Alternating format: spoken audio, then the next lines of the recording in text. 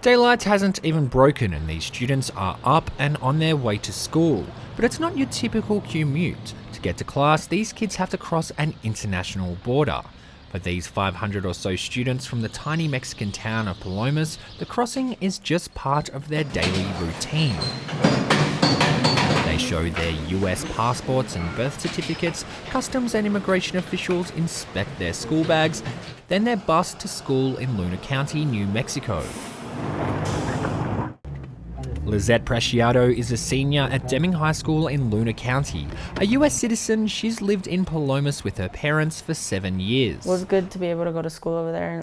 There's more opportunities to study and to have a better job in the future.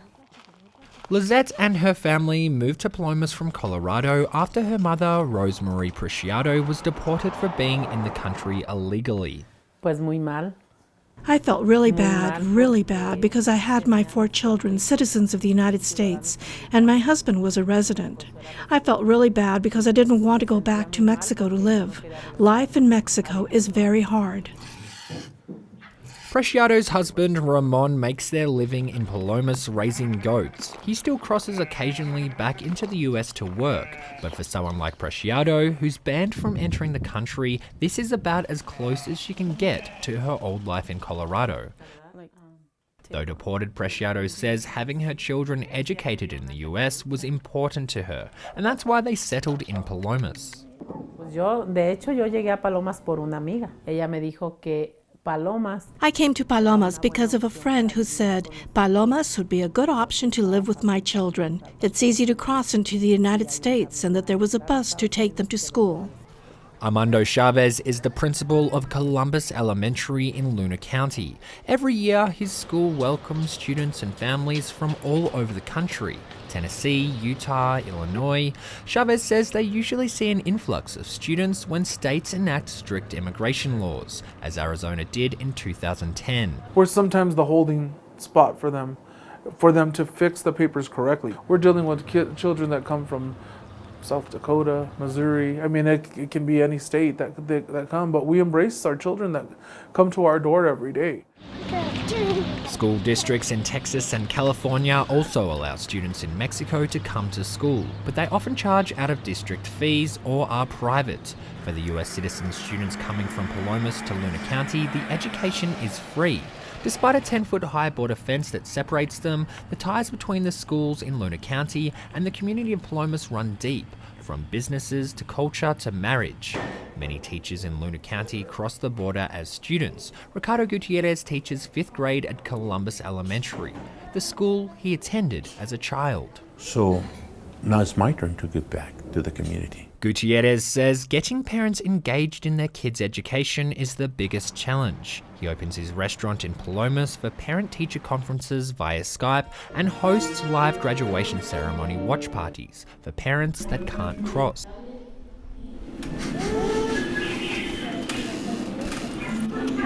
But not everybody living in the Luna County area thinks that state money should be used to educate students who don't live in the United States. That forces the state of New Mexico to pay for their education, as well as those of us that are taxed in Luna County to pay for them too. Luna County Republican Chair Russ Howell says allowances like the one being made by the school district motivate people to exploit birthright citizenship. They're getting a free education because her mother decided to give birth in the United States rather than back in Mexico where they live. The New Mexico state constitution requires public schools to be open to all the children of school age, regardless of residence. I pledge allegiance to the flag of the United States of America. Principal Chavez says if there are concerns about students not paying their fair share, that is more reason to make sure they're getting a good education. They're going to more than likely live in the United States.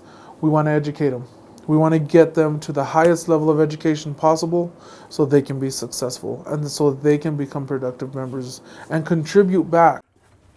Es ingeniero. Rosa Maria Preciado says her 3 oldest children are already making their contributions. Her oldest daughter serves in the US military and her 2 sons have careers in engineering and manufacturing. Estoy muy orgullosa porque I am very proud because I have a lot of family and almost none of their kids graduated from anything, not even high school. And I have two that graduated and they have their careers, and that has made me very proud and has given me a lot of happiness. But that success has taken Preciado's children far away from Palomas, and her youngest, Lizett, is soon to follow. She has plans of studying engineering at Colorado State.